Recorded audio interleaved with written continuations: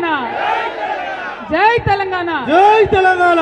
వేదిక మీద ఉన్నటువంటి గౌరవనీయులు మాజీ శాసనసభ్యులు సిపిఎం పార్టీ జూలకంటి రంగారెడ్డి గారికి, వేదిక మీద ఉన్నటువంటి గౌరవనీయులు పెద్దన్న గుజ్జా కృష్ణ గారికి, అదేవిధంగా వేదిక మీద ఉన్నటువంటి గౌరవనీయులు సోదరులు బీసీ సంక్షేమ సంఘం రాష్ట్ర అధ్యక్షులు జాజుల శ్రీనివాస్ గౌడ్ గారికి, వేదిక మీద ఉన్నటువంటి నిరుద్యోగుల తరఫున నిరంతరం తన వాయిస్ వినిపిస్తూ మరి లక్షలాది మంది నిరుద్యోగులకు రిప్రజెంటేటివ్గా ఇవాళ ఉన్నటువంటి గౌరవనీయులు అశోక్ సార్ గారికి, అట్లానే వేదిక మీద నేను వచ్చే కన్నా ముందు కూడా అనేక మంది పెద్దలు మాట్లాడి వెళ్ళినారు వారందరికీ, అదేవిధంగా ఆంధ్రప్రదేశ్ రాష్ట్రం నుంచి అవుట్సోర్సింగ్ ఉద్యోగులు సంఘం మొత్తం కూడా బానోజీరావు గారు వచ్చినారు, అధ్యక్షులు జేఏసీ అధ్యక్షులు వచ్చినారు, వారి మొత్తం బృందం అందరూ కూడా ఆంధ్రప్రదేశ్ నుంచి మరి ఇక్కడ మా అవుట్సోర్సింగ్ ఉద్యోగులందరికీ ధైర్యం నింపడానికి వచ్చినందుకు ప్రత్యేకంగా వారిని అభినందిస్తూ ఉన్నాము.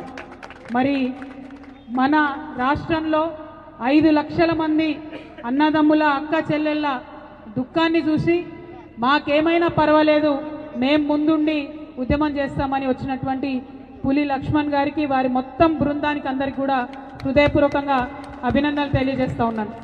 మరి ఇవాళ తెలంగాణ రాష్ట్రంలో అవుట్సోర్సింగ్ ఉద్యోగులంతా కూడా హైదరాబాద్ వేదికగా మీరు చేస్తున్నటువంటి ఈ పోరాటం మరొక తెలంగాణ ఉద్యమాన్ని తలపిస్తుందని మాత్రం నేను మనస్ఫూర్తిగా చెప్పగలుగుతాను.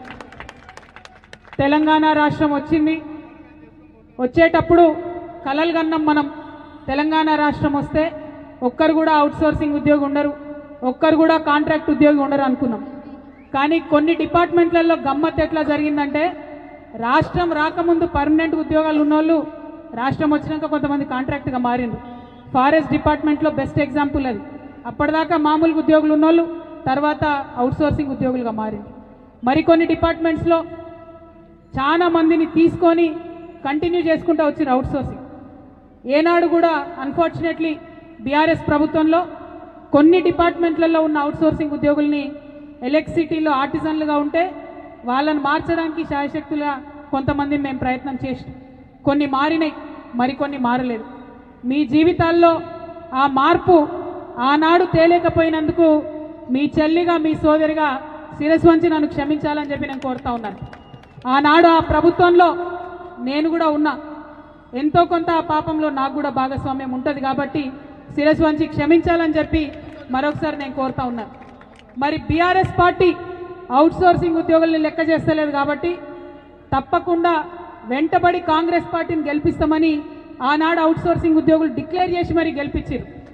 ఆనాడు రేవంత్ రెడ్డి గారు తెలంగాణ ఉద్యమంలో లేకపోయినా కోదండరామ్ సార్ గారు కానీ ప్రొఫెసర్ హరిగోపాల్ గారు కానీ మీ అందరికీ భరోసానిస్తే మరి మీరందరూ కూడా డిక్లేర్ చేశారు. నాకు అది నచ్చింది. అవుట్సోర్సింగ్ ఉద్యోగుల దగ్గర ఏది ఉన్నా సరే ఓపెన్గా డిక్లేర్ చేసే యుద్ధం చేస్తున్నారు మీరు.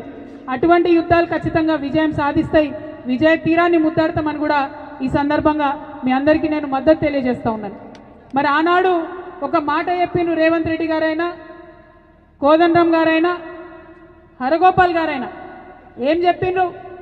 ధర్నా చౌక్ ఉండదు ఇక ముందు అని కేసీఆర్ గారు అన్నారు. మేము వచ్చినాక ధర్నా చౌక్ ఇస్తామన్నారు. నేను చాలా గొప్పగా ప్రజాస్వామ్యబద్ధంగా ఆలోచిస్తున్నారు అనుకున్నా. కానీ ధర్నా చౌక్ ఇస్తాము, మీ ఇష్టం ఉన్నన్ని రోజులు ధర్నాలు చేసుకొని సావండి, మేం మాత్రం పని చేయమని చెప్పి కాంగ్రెస్ ప్రభుత్వం చెప్పినట్టుగా ఇప్పుడు అర్థమైనటువంటి సందర్భం. ఆనాడేమో ధర్నా చౌకే లేదు, అది ప్రజాస్వామ్య హక్కుల్ని కాలరాయడమని చెప్పింది. ఇవాళ ధర్నా చౌక్ ఉన్నది, ఉండి ఏం లాభం అని నేను అడుగుతా ఉన్నా. ఎన్ని రోజులు ధర్నా చేయాలి, ఎన్నిసార్లు ధర్నా చేయాలి? మరి అట్లానే ధర్నా చౌక్ ఉంది కాబట్టి ధర్నాలు చేసుకోండి, సావండి, ఏమన్నా కాండి, మేం మాత్రం మరి ముందుకు వచ్చేది లేదు, మీ యొక్క డిమాండ్లను తీర్చేది లేదని ఇవాళ కాంగ్రెస్ ప్రభుత్వం చెప్పడం అన్యాయం.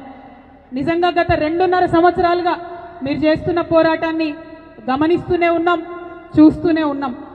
మరి ఇవాళ మా లక్ష్మణ్, పులి లక్ష్మణ్ అంటే పులి లెక్కనే గర్జించింది. అయితే మరి బ్లడ్ తెలంగాణ బ్లడ్ కదా, మనం అంతకుముందు మిలియన్ మార్చి చేసిన బ్లడ్ కదా. ఇవాళ మనం 5 లక్షల మంది మీ అఫీషియల్గా ప్రభుత్వం లెక్క ప్రకారమే ఉన్నాం, అంటే 500,000 ఉన్నాం మనం. మిలియన్ మార్చి చేస్తే తెలంగాణ వచ్చింది. ఈ 500,000 మంది హైదరాబాద్ వీధులలో మార్చి చేస్తే చచ్చినట్టు మనకు కార్పొరేషన్ వస్తుంది. అట్లా మార్చి చేయడానికి దయచేసి ప్లాన్ చేయాలి. ఎందుకంటే సమస్యను గుర్తించడం ఒక లెక్క అయితే, దాన్ని ప్రశ్నించడం ఇంకో లెక్క అయితే, అది పరిష్కారం దొరికేంత వరకు కూడా ప్రయత్నం చేయడం నిజమైన తెలంగాణ బిడ్డ లక్షణం. దానికోసం మనం వెంటబడదాం. ఖచ్చితంగా మీ వెంట తెలంగాణ జాగృతి నడుస్తుంది. ఈ వేదిక మీద ఉన్నటువంటి పెద్దలందరూ కూడా మనసా వాచ కర్మ మీతో నడుస్తారు. మరి అవుట్ సోర్సింగ్ అనేటటువంటి ఈ మొత్తం వ్యవస్థలో ఎవరు లాభపడుతున్నారని ఒకసారి ఆలోచిస్తే తెలంగాణ యువకులకు ఏం లాభం లేదు. తెలంగాణ ప్రభుత్వం నుండి తెలంగాణ ప్రజలు ఏదైతే పన్నులు కట్టినటువంటి సొమ్ము ఉందో అది మధ్యలో కేవలం ఒక 900 మంది ఏజెన్సీలకు పోతున్నది. ఎంత ఘోరం అంటే 18% జీఎస్టీ పోతున్నది. అయితే కేంద్ర ప్రభుత్వం ఇటువంటి ఏజెన్సీలకు జీఎస్టీని 18 నుండి 5% తగ్గించింది. తగ్గించినా ఇప్పటి వరకు అది ఇంప్లిమెంటేషన్ అయితే లేదు. ఎందుకోసం అయితే లేదు? లాపర్వా, రాజుల సొమ్ము రాళ్ల పాలు, అంతేగాని ప్రజల పాలు కావద్దు, ఉద్యోగుల పాలు కావద్దు. కాబట్టి ఆ లాపర్వాతోని కనీసం దాన్ని 5% కూడా తగ్గిస్తలేదు. అదేవిధంగా ఏజెన్సీ కమిషన్ పోతుంది. అవి కలిపి మనకిచ్చినా కూడా మన ఉద్యోగులకు లాభం అవుతుంది. ఈ సందర్భంగా నేను అభినందిస్తా ఉన్నా లక్ష్మణ్ గారు మొత్తం వాళ్ళ టీంని. పదే పదే వాళ్ళు ఒక మాట చెప్తున్నారు, ఒక్క రూపాయి కూడా ప్రభుత్వం మీద బర్డెన్ పడదు, ఒక్క రూపాయి కూడా మీ మీద బరువు పడదు. మరి ఒక్క రూపాయి బరువు పడకుంటే ఎందుకోసం పనిచేస్తలేదు ప్రభుత్వం? ఆలోచన చేయాలి దయచేసి. కేవలం ఆ ఏజెన్సీలతో కలిసి ఉన్నారు, వారి కొమ్ము కాస్తున్నారు కాబట్టే 5 లక్షల మంది ఉద్యోగులను అన్యాయం చేస్తున్నారు. ముఖ్యంగా ఈ అవుట్ సోర్సింగ్లో మా ఆడబిడ్డలదైతే ఇంకా విపరీతమైన కష్టం ఉన్నది. మా ఆడబిడ్డలకు మిగతా అన్ని డిపార్ట్మెంట్లలో కొన్ని జీవోలు అప్లై అవుతాయి, మెటర్నిటీ లీవ్స్ వస్తాయి, కొన్ని వసతులు ఉంటాయి. కానీ అవుట్ సోర్సింగ్లో ఉన్నటువంటి ఆడబిడ్డలు ఎవరికి కూడా కనీసం ఆ జీవోలు కూడా అప్లై అయ్యే పరిస్థితి లేదు.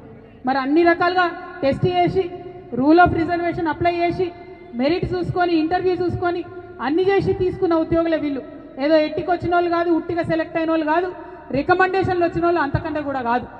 అయినా సరే మరి వివక్ష అన్నది కరెక్ట్ కాదు. డెఫినెట్గా ఈ రాష్ట్రంలో జాగృతి విధానం ఒకటే, అవుట్ సోర్సింగ్ ఎంప్లాయీస్ ఉండొద్దు ఫ్యూచర్లో కూడా, కాంట్రాక్ట్ ఎంప్లాయీస్ ఉండొద్దు ఫ్యూచర్లో కూడా.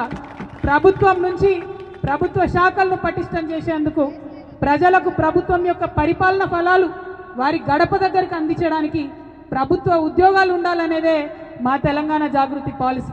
మరి మీ అందరికీ తెలుసు, జాగృతి అతి త్వరలోనే పొలిటికల్ పార్టీగా మారబోతా ఉన్నది, ఒక రాజకీయ శక్తిగా రాబోతున్నది. ఖచ్చితంగా అంత లోపలనే మీ సమస్య పరిష్కారం కావాలని నేను మనస్ఫూర్తిగా నమ్ముతా ఉన్నాను, కోరుకుంటా ఉన్నాను. పరిష్కారం కాకపోతే మాత్రం మీ అందరికీ తెలుసు నేను చాలా మొండిదాన్ని. ఏదైనా పట్టుకుంటే ఇడిచిపెట్టను. మరి గవర్నమెంట్కు 2 రోజుల సమయం ఉంది. 2 రోజుల్లో వార్నింగ్ ఇస్తా ఉన్నాం గవర్నమెంట్కి. ఈ 2 డేస్లో ఖచ్చితంగా ప్రతి డిపార్ట్మెంట్ నుండి జీవోలు రావాలి. ప్రతి డిపార్ట్మెంట్లో మా ఉద్యోగాలు పోతాయని ఇలా భయపడుతున్నటువంటి అవుట్ సోర్సింగ్ ఉద్యోగులకు భద్రత రావాలి. ఫస్ట్ చాయిస్ ఇమీడియట్గా కార్పొరేషన్ అనౌన్స్ చేయండి, అప్పుడు జీవోలు అవసరం ఉండదు. పోనీ కొంత సమయం కావాలంటారా? ఇప్పుడే 2 రోజుల కార్పొరేషన్ చేయలేనంటారా? అన్ని డిపార్ట్మెంట్ల నుండి జీవోలు ఇవ్వండి. 1 నెల తీసుకుంటారా, 15 రోజులు తీసుకుంటారా, తీసుకొని కార్పొరేషన్ ఏర్పాటు చేయండి. డైరెక్ట్గా శాలరీ కార్పొరేషన్ నుంచి రావాలి. దళారులు ఉండకూడదు, మధ్యలో ఏజెన్సీలు ఉండకూడదు, వాళ్ళ కమిషన్ ఉండకూడదు. ఇది మా విధానం. ఇది ఈ రోజు మీ ముందు నేను కమిట్మెంట్ ఇస్తున్నా. రేపు మేము పొలిటికల్ పార్టీగా మారుతాం, ఫ్యూచర్లో అధికారంలోకి వస్తాం. వచ్చిన తర్వాత కూడా తెలంగాణ రాష్ట్రంలో పర్మనెంట్గా ఇదే విధానం ఉంటుంది. గవర్నమెంట్ ఎంప్లాయీస్ ఉంటారు, అవుట్ సోర్సింగ్ ఎంప్లాయీస్ ఉండరు, కాంట్రాక్ట్ ఎంప్లాయీస్ ఉండరు. మీకు గుర్తుండొచ్చు, తెలుగుదేశం పార్టీ పెట్టిన పద్ధతి ఇది, కాంట్రాక్ట్ ఎంప్లాయీస్. అప్పుడు మనం జోకులు వేసుకునే తెలంగాణ వాళ్ళం. మరి ఎంప్లాయీస్ కాంట్రాక్ట్ ఉన్నారట, డ్రైవర్లు కాంట్రాక్ట్ ఉన్నారట, ఇక మరి మంత్రులు, ముఖ్యమంత్రులు కూడా కాంట్రాక్ట్ ఉంటే బాగుంటుంది అని అప్పుడు అనుకునేటోళ్ళం. కానీ అది జోకుల కాడికే అయిపోయింది. కానీ మన జీవితాల్లో మార్పు రాలేదు. మార్పు రావాలంటే దయచేసి పిడికిలు ఎత్తుతాం. మీతో పాటు నడవడానికి ఈ వేదిక మీద ఉన్న పెద్దలందరూ కూడా సిద్ధంగా ఉన్నారు. నిన్నగాక మొన్న నేను విశారదనన్న ఖమ్మంలో చూపించినాం శాంపుల్. ఉద్యమం అంటే ఎట్లుంటుందో, ప్రయత్నం అంటే ఎట్లుంటుందో, పడితే పట్టిన పట్టు విడవకుండా ముందడుగేస్తే ఎట్లుంటుందో విశారదనన్న నేను పోయి కూర్చున్నాం. అన్నం తినేది లేదు, మెతుకు ముట్టేది లేదు, ఆ పేదవాళ్ళ ఇంట్లో అక్కడ ఇచ్చేవారు కానీ అని కూర్చున్నాం. నేనే మొండిదాన్ని అంటే నాకన్నా మొండోడు ఉన్నాడు. ఈయన గట్టిగా కూర్చున్నాం ఇద్దరం. దెబ్బకు దిగొచ్చి ప్రభుత్వం అందరికి ఇండ్లు ఇచ్చింది. ఒక 2 రోజులు టైం ఇద్దాం గవర్నమెంట్కి. మన కార్పొరేషన్ రాలేదనుకోండి, ఏం చేయాలో అది చేద్దాం, ఎంతవరకైనా మీతో నడుస్తామని చెప్పి మీ అందరికీ తెలియజేస్తున్నాను. మరి అనేక మాటలు ఇచ్చినటువంటి ఈ ప్రభుత్వం అవుట్ సోర్సింగ్ ఉద్యోగులకు ఇచ్చిన మాటల్ని నిలబెట్టుకోవాలి. వారికి కోదండం గారు బయటకు వచ్చి మాట్లాడాలి, హరగోపాల్ గారు బయటకు వచ్చి మాట్లాడాలి. ఈ మేధావుల మౌనం 5 లక్షల మంది ఉద్యోగులకు ఇవాళ తీరని నష్టం కలుగుతుంది. కాబట్టి ఖచ్చితంగా వారు జవాబుదారీగా ఉండాలని కోరుకుంటూ మరి మీ అందరి దగ్గర కూడా సెలవు తీసుకుంటున్నాను. Thank you. జై తెలంగాణ.